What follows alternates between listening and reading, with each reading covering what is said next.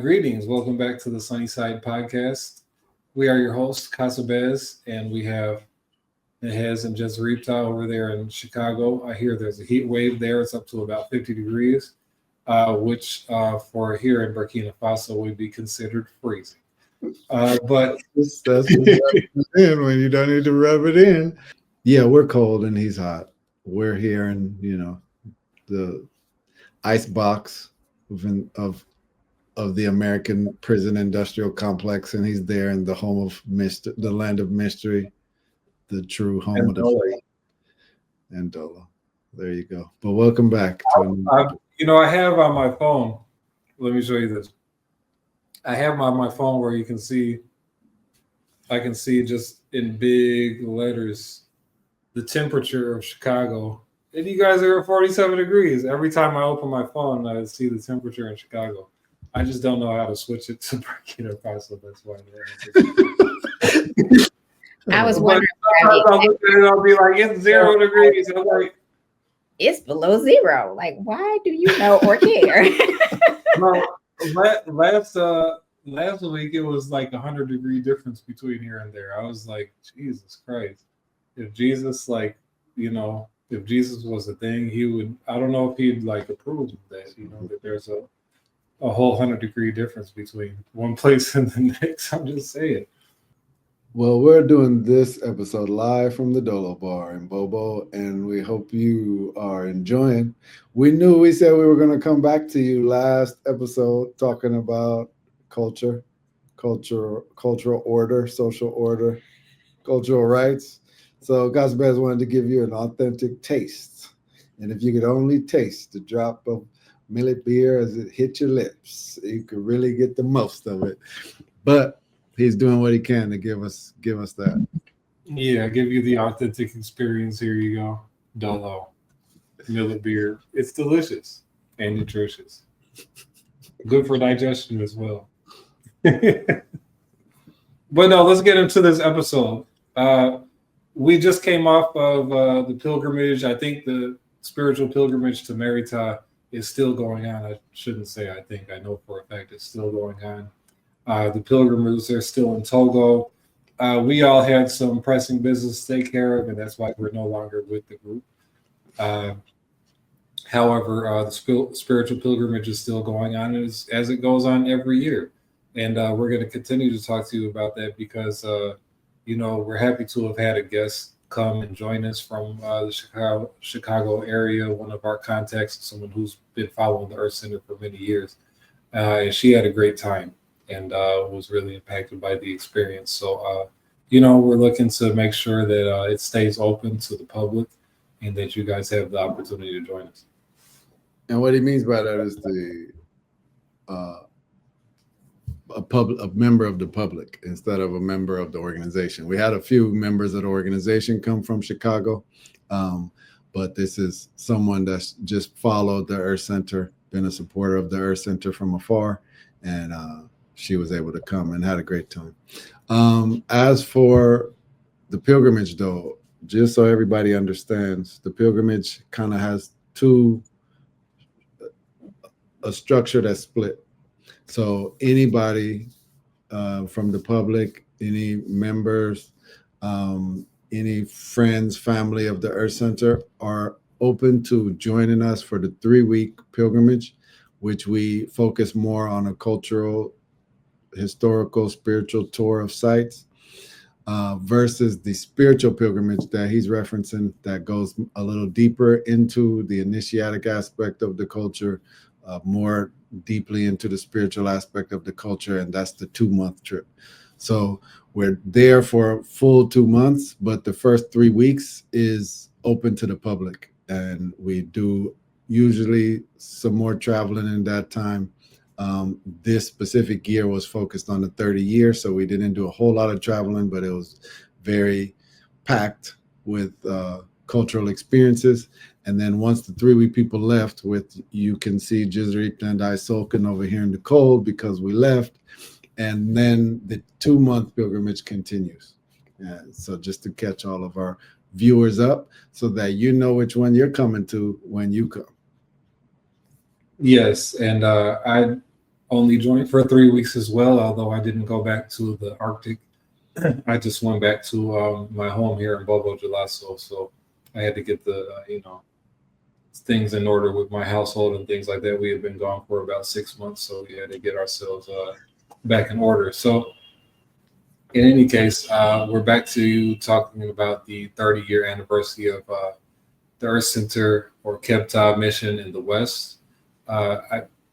We keep saying the West. I don't really like saying the West, but that's what people are familiar with. So the reason I don't like saying from the West is because it's just kind of a appropriated term. Like, you talk about cultural appropriation, and people don't know how deep that goes, really. Like, that's been happening for a very long time. When you talk about the West traditionally in Kemetic or Indigenous African spirituality represents where the ancestors go. That's like the land of the setting sun, and that's where the ancestors go. So because the West was revered, because ancestors are revered in Indigenous African culture and spirituality, that's what the modern system kind of adopted for their own titling of themselves. Even though their territories are more to the north, they consider themselves Western. So that's why it's kind of a misnomer, because it's just like an appropriated term. But in any case, let's just use it because that's what they call themselves. 30 years in the West, 30 years in the modern colonized societies that this mission has been going, and giving people like you and me a chance to reconnect with something that's original, something that's indigenous, something that is based on a goal of giving every human being the chance to really understand themselves and understand life and why we're here. So these are the cultures that we go to interact with when we go back on pilgrimage, when we go back to Africa, whenever we're doing it. Particularly pilgrimage is the time for groups to travel together and see sacred sites and things like that. But we open the doors for many people to come to Africa. All of us, we have our homes here where we can come anytime and spend time in Africa as well. So it's been a blessing to have the opportunity to reconnect in this way, because it's something where, maybe if I didn't have a community to come settle into, I wouldn't take the step to be here. So I'm really grateful for that. Yeah, I was thinking about that whole notion of basically time, because when you initially were saying that the pilgrimage is divided into these two areas where you can commit to 3 weeks or you can commit to 2 months. Most people, when we say we travel for 2 months, they look at you like you have two heads. Like, 2 months? How did you leave this society, your life, for 2 months to go and travel somewhere else? And it's amazing because we have large groups of people who commit themselves to actually going 2 months out of the year, every year, or as often as they can, and go and travel. And it's not for material gain. It's not for building wealth or building businesses. It's really to build yourself. And it's like you're committing 2 months to rebuilding yourself to model after what you are aspiring to be. And when you look at the modern society that we live in, it's so very toxic. It's so filled with aspects of things that you just you don't need for your life. It's the things that you want to shed away, the things that you want to minimize. And so if you give yourself an opportunity to go and expose yourself to something outside of what you're doing, one, the 2 months goes so fast, but you can't only do it one time, because it's like it's so necessary for the human being to like adjust to traditional, to culture, to reality. You have to go year after year after year. So I mean, 2 months is nothing. Think about 2 months in Africa versus 10 months in the United States. I've gotten so used to being here that 6 months back in the United States with my family, I was like, no way.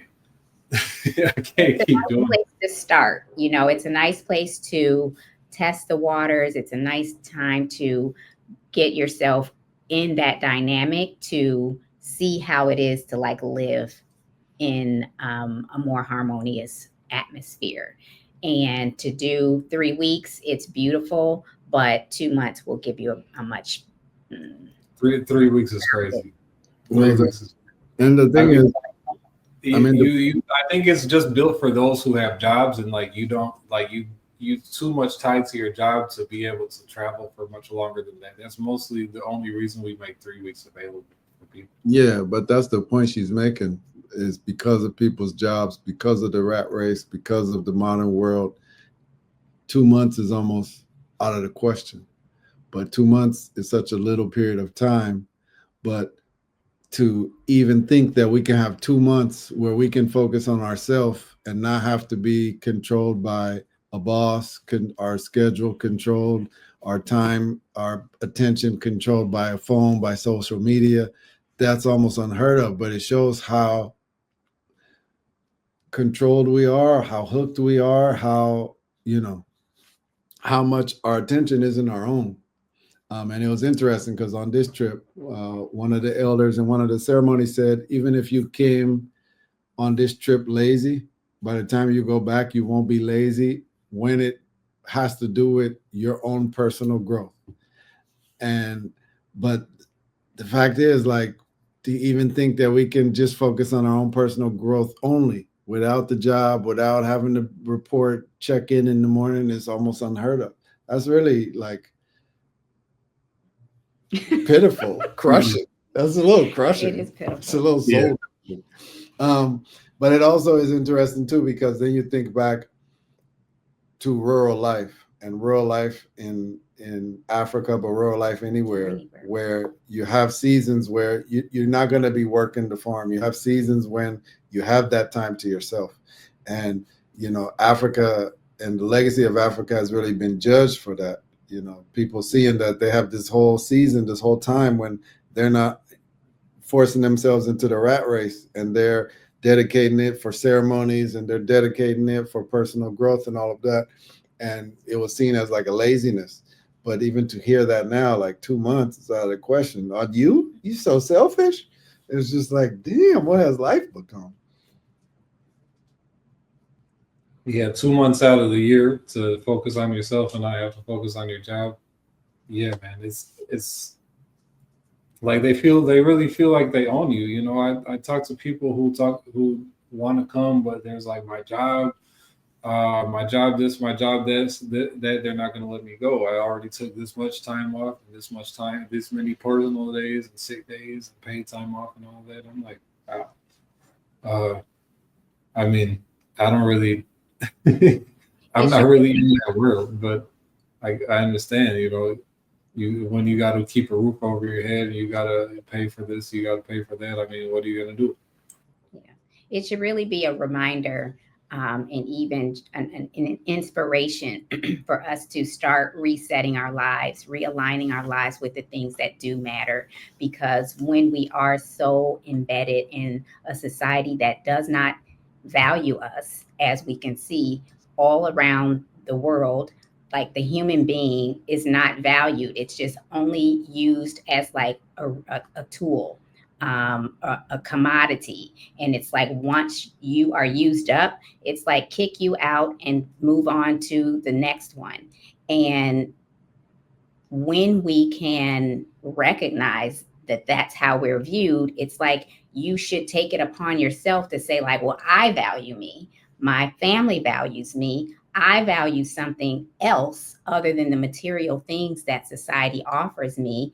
the only reason we work so hard and so dedicated to these systems is to keep the roof over your head, to have food on the table, to get the trinkets and the things that we want in society. But if we structured our lives and our time and our resources in a way that's more harmonious, where those things aren't so important to you, then you will find a way to make your life mirror what you want it to be. But as long as you're just staying caught up in the rat race and you can't see any other way of living other than working 60 hours a week for a job, then you're already on the wrong side of the equation. It's like you have to put yourself as a priority. You have to put your descendants, your family as a priority. So that means you have to start structuring your life, changing your life so that it can fit into the harmony that you want it to be. Exactly. And that's what this episode is supposed to be about, giving you a chance to at least hear through us another way of living. When we go over there, what do we see? What is really the principles, the social fabric look like? How can we understand it from here over here in Chicago? How would life look? How would life look if it's not 40-hour week and then my weekends? If it's not my, what I do after work versus, what I do during work.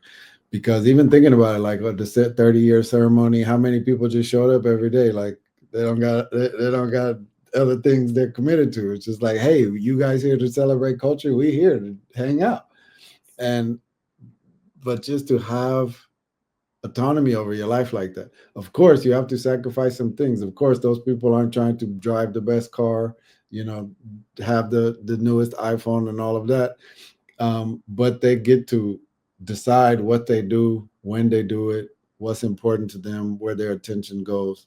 And that's really, when you put it like that, like I said, it's really kind of soul crushing, because a lot of people don't even get to experience what life could feel like, where I even have a week to not think about those things, 2 weeks, 3 weeks, 2 months to not think about those things until you retire. And then your energy's already wasted. Then you're already kind of slowed down and, things starting to ache and all of that. Yeah, it's crazy. It is crazy. Master Nabe in his book, Initiatic Tales of Hijrtah, which is due to be re-released sometime probably this year. Right? Fingers crossed. We looking forward to that re-release, but that book, one of the first chapters, one of the first stories he has in there is called How Rich, How Poor. And it talks about a family man who he's like a rich man who sends his ungrateful son to live with a poor family. And then when he comes back, the father is asking the son what he learned naturally, and then the son is saying, hey, I realize how poor we are, because this place had 4 dogs, we have 2. We have a pool, they have a whole long river. We have a yard, and they have the whole horizon, and so on and so on. And the father is just totally beside himself, flabbergasted, doesn't know what to say. But it's true, you talk about how people in Africa, like, for example, I remember a brother was here. He was helping tutor our kids and stuff like that, but he was saying he didn't know how to drive. And he's our age, so at the time probably about 40. And he's saying he doesn't know how to drive a car, And he said at one point, he was like, I never thought that I'd be able to own one. And that's why I don't know how to drive. Like, even owning a car is out of reach realistically for the common person here. And you will look at that as a Westerner and be like, oh, the poor Africans, they can't own a car, but then they get to live their lives and they own their own life. They don't have to beg and plead for 2 weeks off, paid time off, or even unpaid time off, just so they can go and do something for themselves. Out of 52 weeks in the year, and you can barely get 2. Yeah. But let's try to put the attention on the culture that we want to expose. So at the end of last episode, you guys were making mention of the griots and some of the music we got to experience and how deep the music culture goes over there. Yadala ganyom boys in the Nabatasi was on your in Yadu Friday now. Separate from people and be like, when you want then they'll cook. There's going to be enough food for everyone. They're even going to be left over. You arrive and they will tell you food is finished. No one cares about you. When you live alone, lonely life, where you don't need other people in your life, then that's the way that you'll be forgotten. I mean, there's so many things. It's interesting because there are things that you will witness and you'll see and that have deep meaning, and you won't even know what the meaning is. You won't even either maybe you might not notice what you're seeing, or you'll notice it but not see the meaning in it. And then it just goes right over your head, because in where we come from in the West, these there's no meaning to this type of thing. Like I remember one time I was at dinner with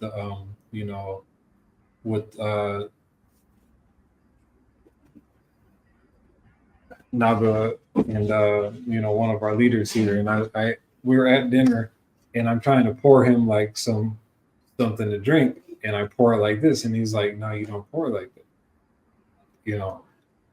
and it's like, these are the type of things you will think like there's not really any significance to which way I hold the bottle when I'm pouring, but in that case he's like, no, you hold it this way, and even showed me how to properly hold a bottle to pour a drink. And I'm like, you learn about these type of things.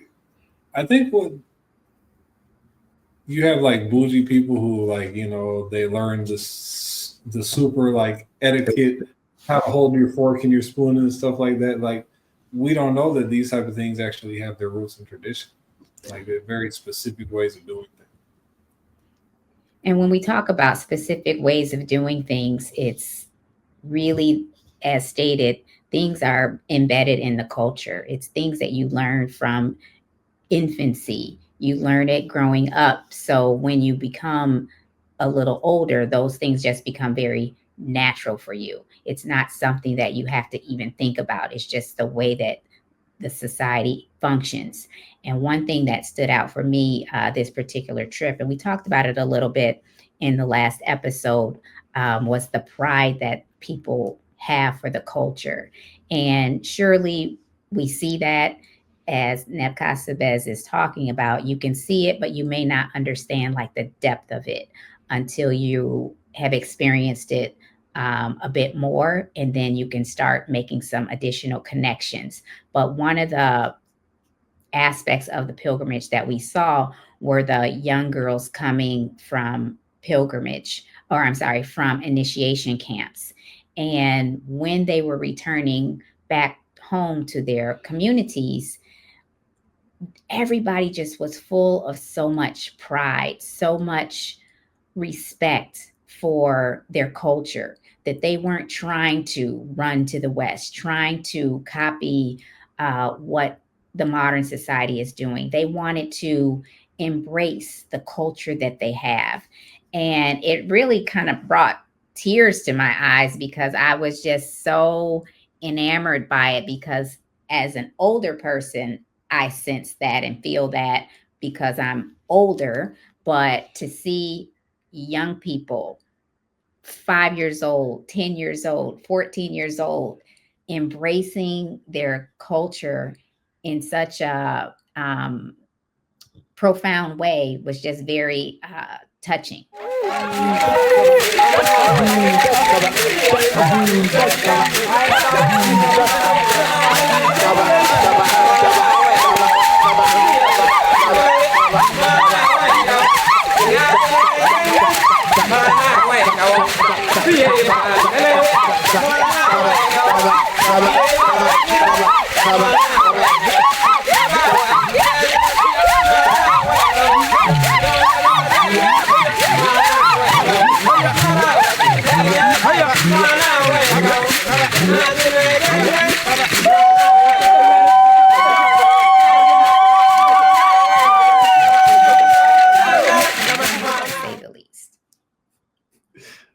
Yeah.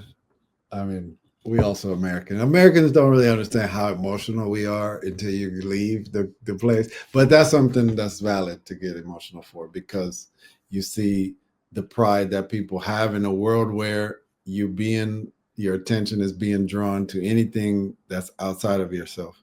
That's not your identity. That's not your cultural heritage. That's not your ancestry. So that really was something beautiful, something worth shedding a tear for. But this point about etiquette and it can go under our radar, and I think we've talked about that on past episodes where we talk about, you might be used to going south and grandma has the ways that things should happen, and maybe you might write them off as superstitions and things like that, but there's ways that to do things.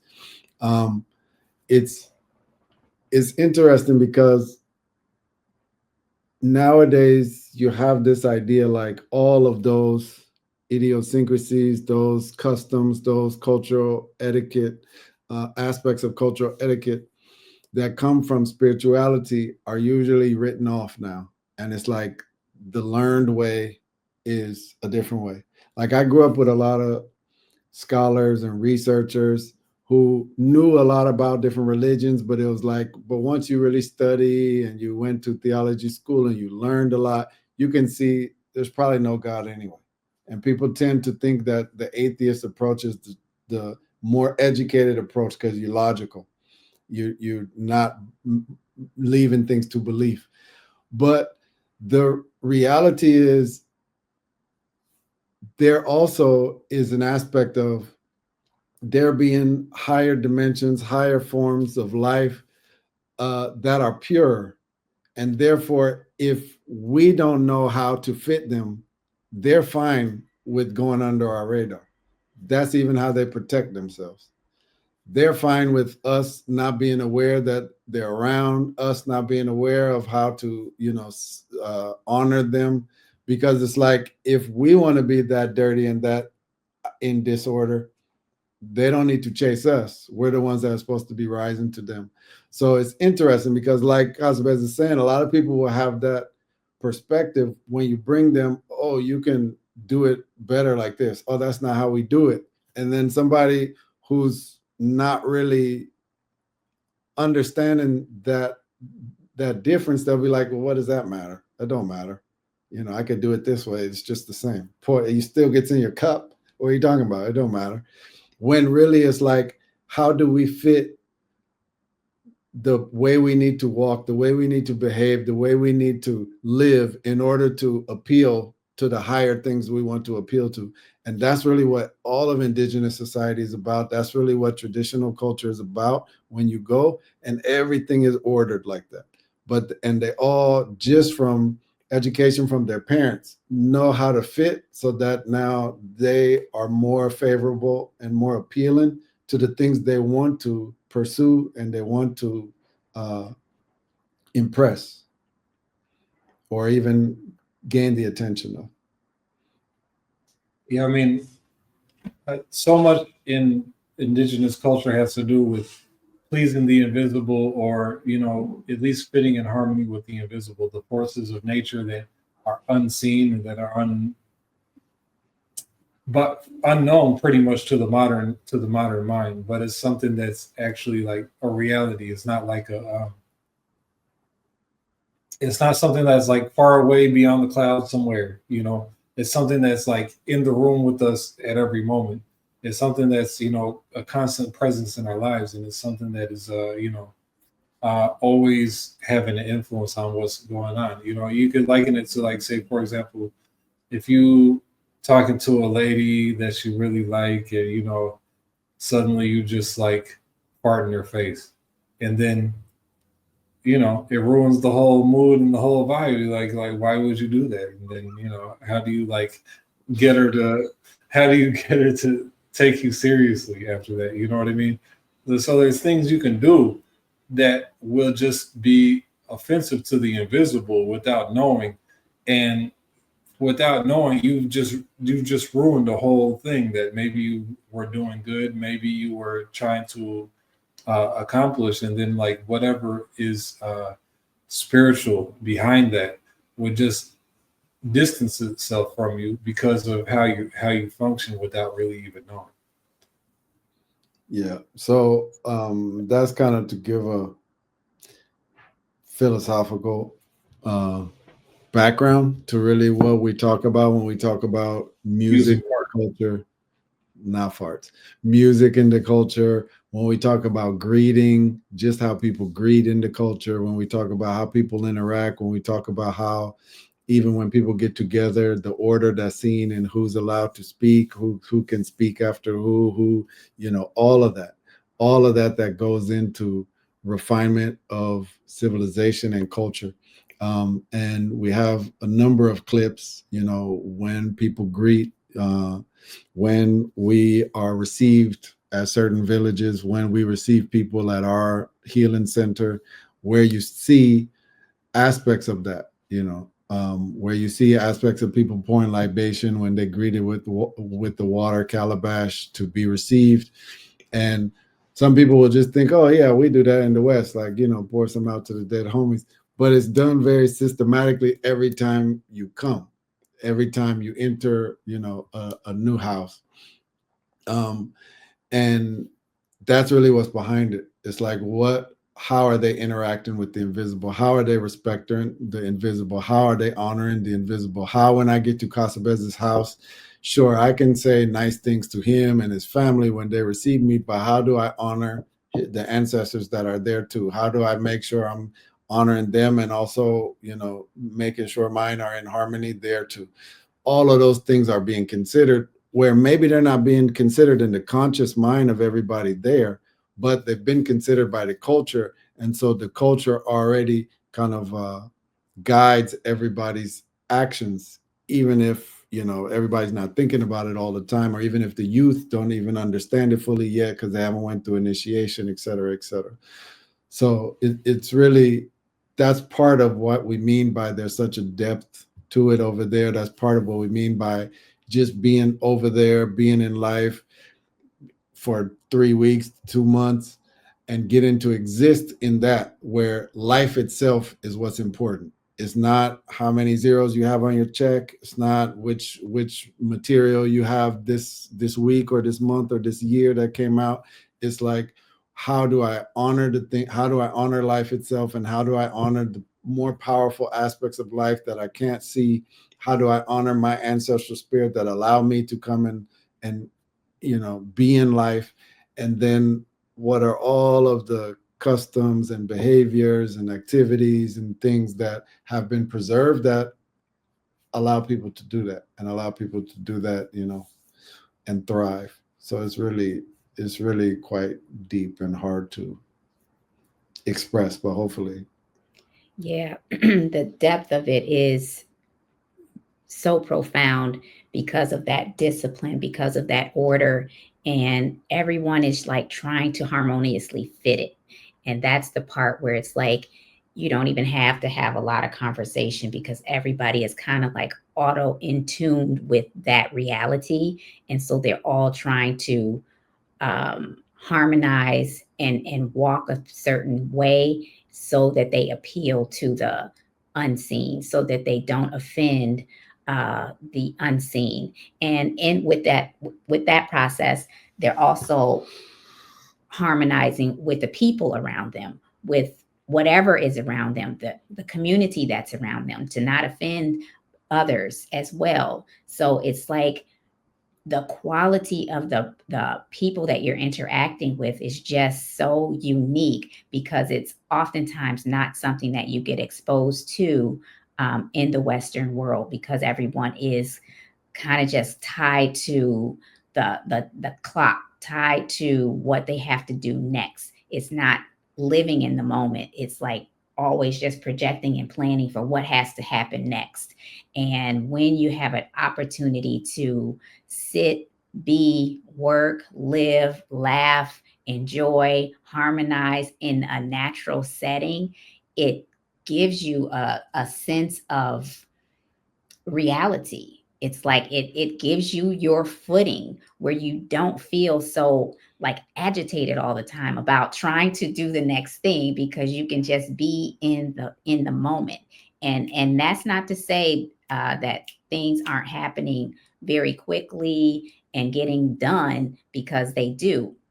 But the order of it, the discipline of it, the humility of it, the respect, all of those things are in place, that it kind of just flows so seamlessly that you just want to fit into that flow of life. And the more and more that you can adapt and adjust to that, that's where it's like, okay, well, I want to incorporate that in my life, not just for 3 weeks or 2 months, but when I go back to the craziness in the Western world. And it's so that helps you start to put that order into your life, start to make the changes in your life, and detach from the things that aren't serving you, and be more in tune and in harmony with the things that are serving you. So it's really a very dynamic experience that you, again, have to kind of just dive into it. But we encourage you all to even take the steps in your environment, wherever you happen to be, to start looking at the world from that perspective. Like, why am I so squeezed or pressed for time, so rushed to do everything, always feeling out of balance? Because it's the way that the society is kind of structured here that keeps you on that edge, where it's like, we really shouldn't be living that way if we gave ourselves the time, the space, the discipline, the order, the humility in our personal lives. It'll allow it to flow much better. And the patience too. You have to have patience to be able to like kind of not rush into the next thing every time because this is the next thing I have planned. Because sometimes the moment will dictate that you have to do something other than what you have planned. We live in a world that's bigger than us and whatever we have in mind. Whether we talk about ourselves individually or ourselves as part of a group of people, the reality of what we're in is bigger than all of us. And we ultimately have to submit to it one way or another, whether willingly or unwillingly. And we like to think, willingly, at least you get to go along with it and benefit from it instead of being a victim of it, which we always seem to be in the West. I was recently watching something where this rich guy is getting interviewed about different topics, but one of the things that he was talking about is he like does some kind of, I guess I don't really know who this guy is, to be honest, but like he was doing the interview with the journalist I follow, so I was watching because the topic was interesting, and he was talking about how he does like statistics, and he was doing statistics on different countries and which countries are the richest in terms of health, in terms of materials, and this and that, and this and that. But one of the things he also measured, I don't know how he measures this, but happiness. And he's saying that happiness has no correlation to material wealth in a country.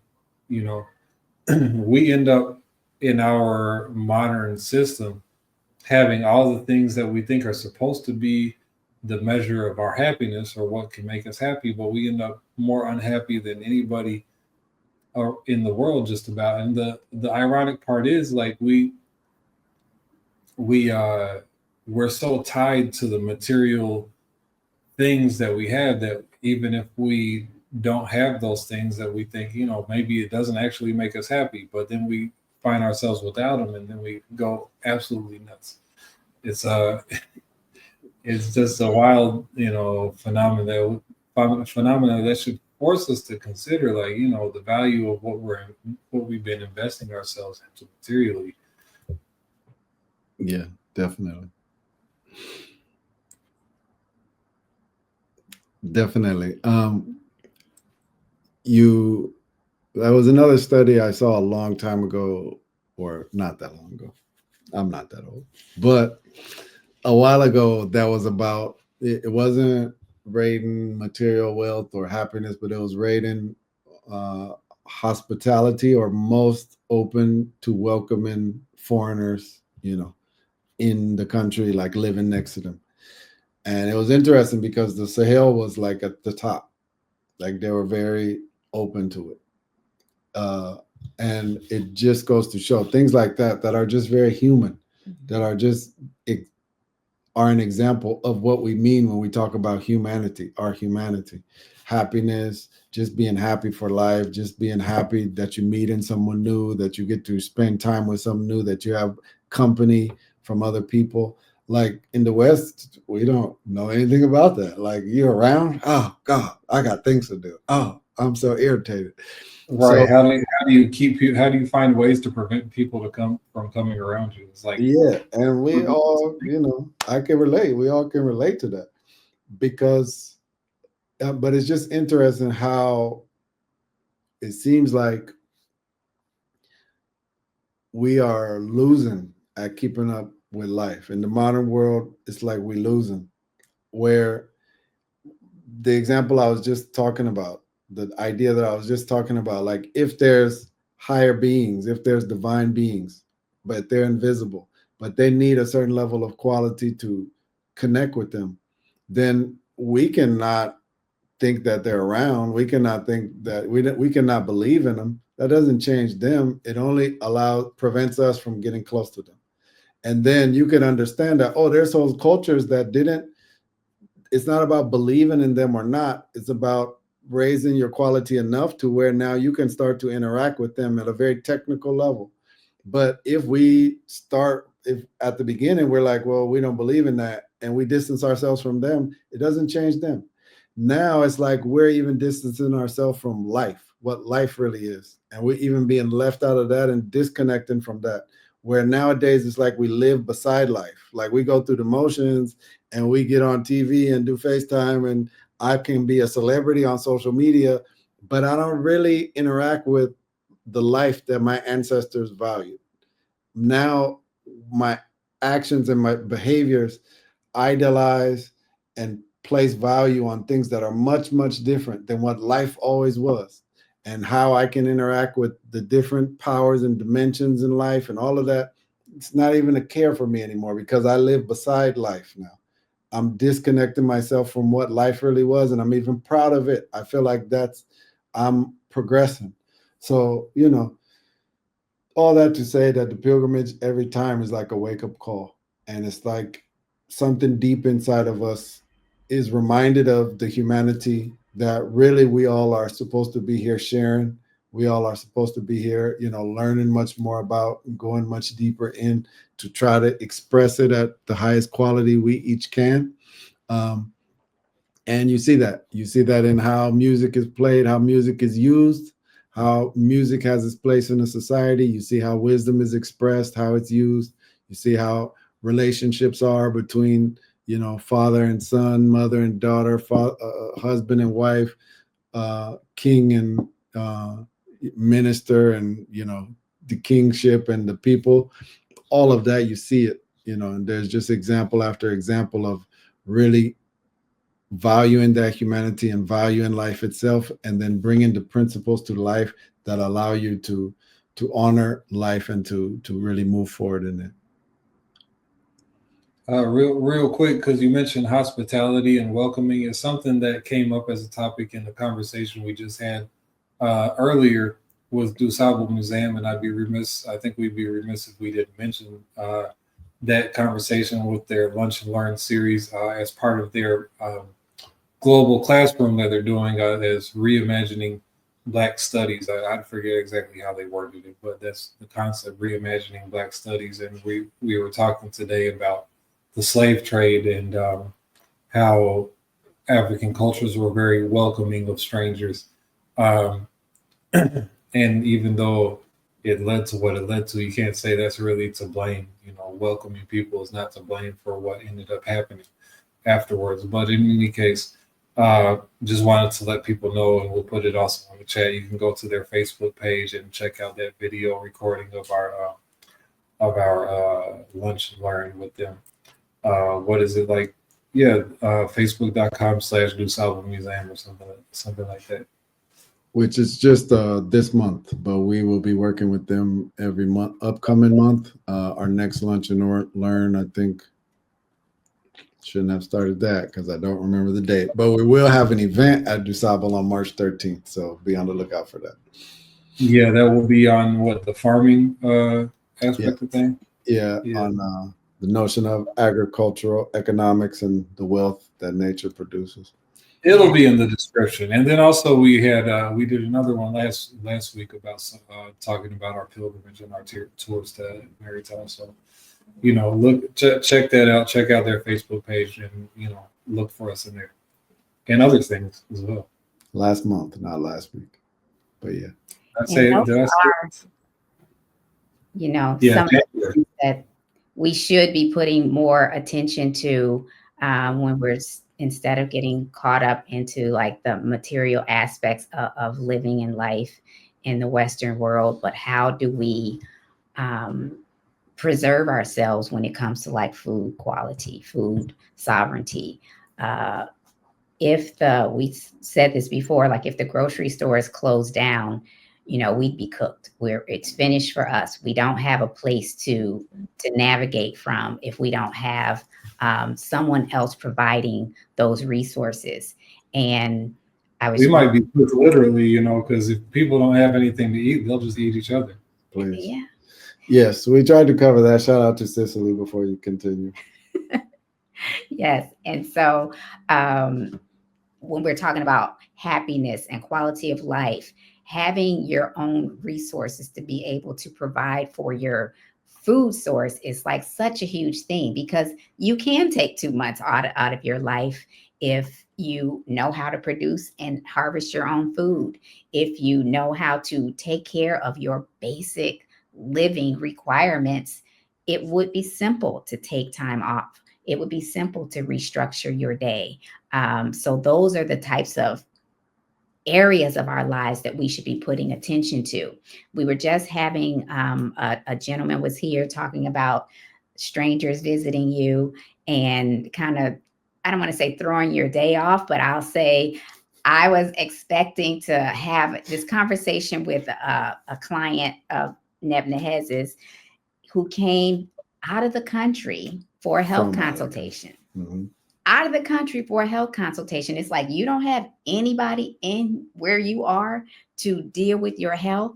And he was like, no, we don't. Not on a holistic way, not in a natural way, not in a way that will put me back into balance, because he had been dealing with this health challenge for 14 years. 14 years, he went from like 215 pounds to 150 pounds.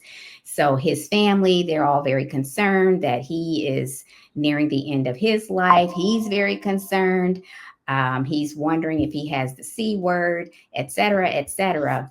And after spending this time with him, which was very rewarding at the end of the day, because you get a chance to like hear about someone else's world, someone else's dynamic, but recognizing like we're all in the same, challenges. We all have the same challenges, no matter where we happen to be on the planet. But this gentleman, just putting the logic back into his life will give him the life that he's been missing.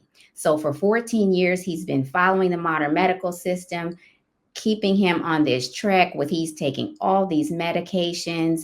His health is going topsy-turvy, is deteriorating instead of getting better. He's at his wit's end. They just put their hands up and said, look, we've done all that we can do. You're just on your own. Like, good luck, basically. And so the only thing they could offer him was to give more tests. $2,000 for this, $3,000 for that, $300 for this. And it was just like, well, if I'm going to spend all that money, I'm buying me a ticket to somewhere where I can get the treatment that I'm looking for. He did that. And when I tell you, his whole world opened up just from some simple solutions that he was offered to put him back into like harmony with nature, harmony with his own body, things that he was doing for 14 years because people were telling him this is the way that you get your health back. It was really going against himself, going against his own life.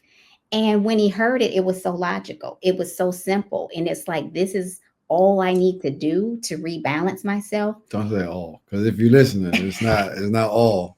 I mean, it was intense of what he had to do, but it was something that it's like, I can do this. If you spent 14 years going the wrong way, getting worse and worse and worse, and it's like, had he been doing these very simple things of harmonizing his health and his life to be in tune with what his environment was and the way he was living and eating, it was very simple for him. And he felt so relieved.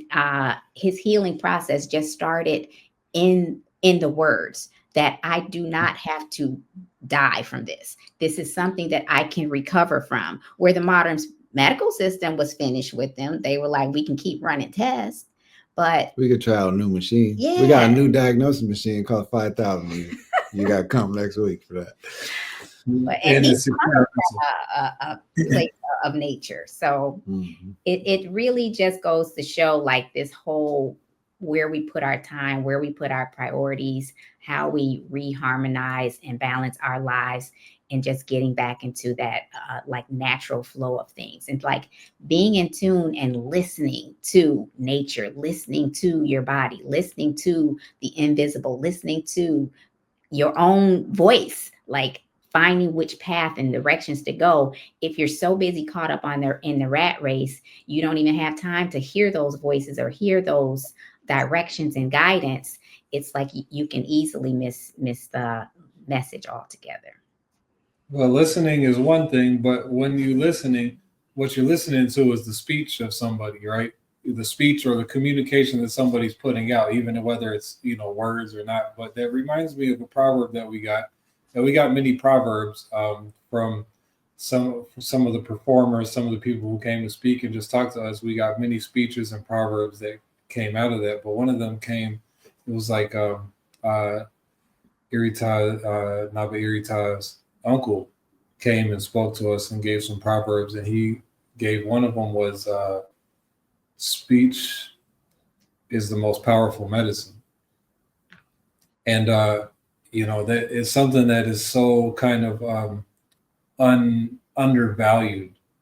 I mean, I can't say it's totally undervalued, because if speech wasn't valued in modern society, you wouldn't have like people getting banned from YouTube for so-called misinformation, for questioning the narrative or whatever. But let's say in our common culture, there's not so much of a value of speeches.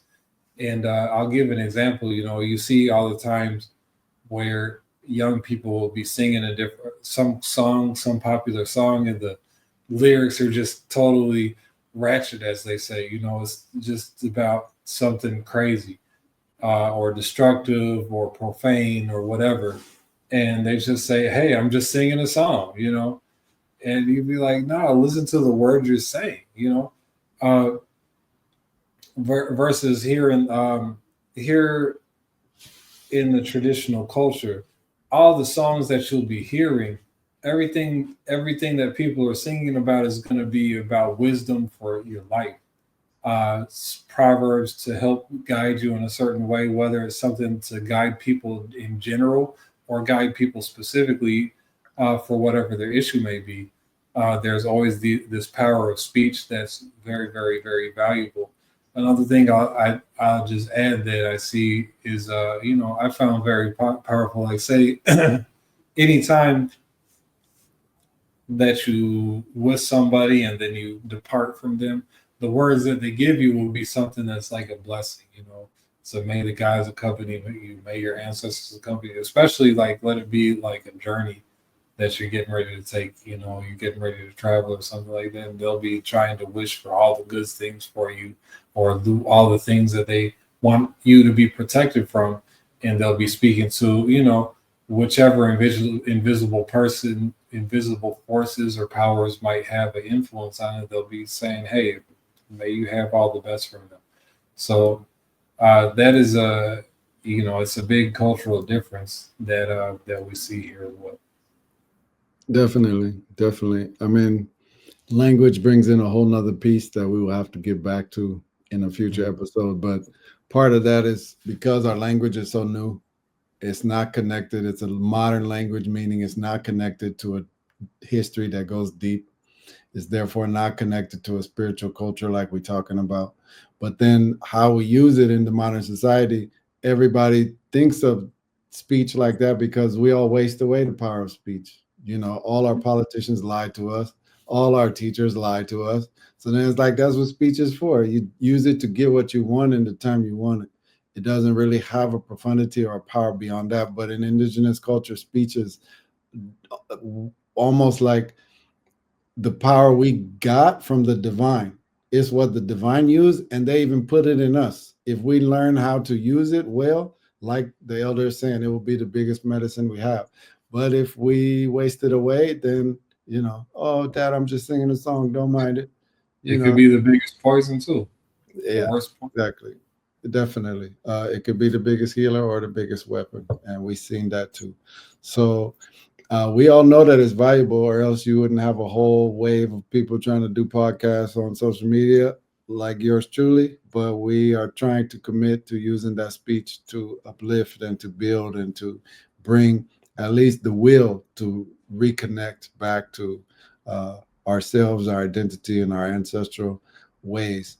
Well, real quick before we wrap up, I just wanted to add one quick point that, you know, one of the things that we hear a lot of the modern system, which maybe rightfully so, is like down with the patriarchy, you know, down with the toxic masculinity or blah, blah, blah.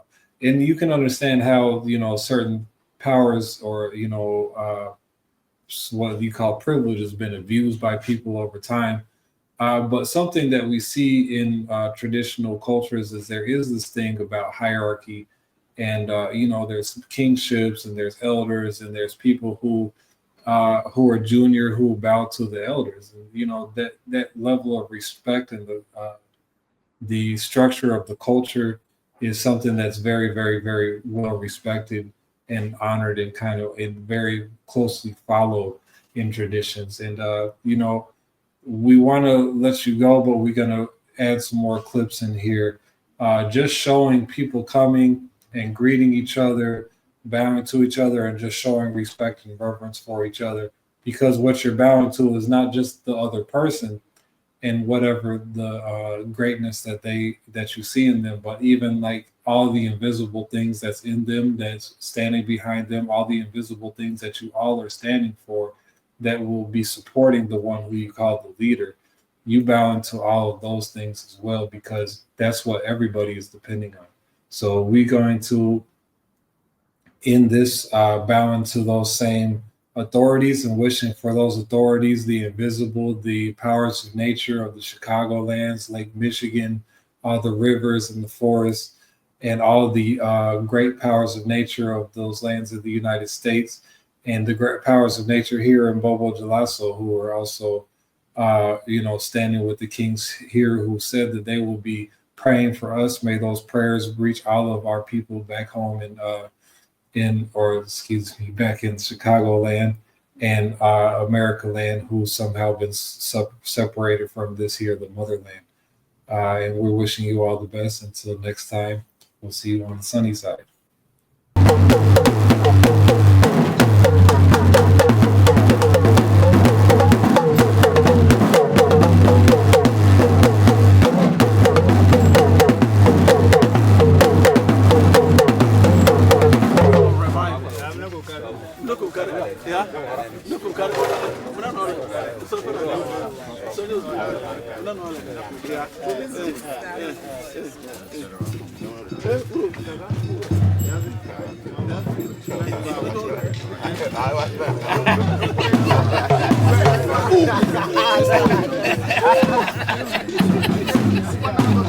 Hi.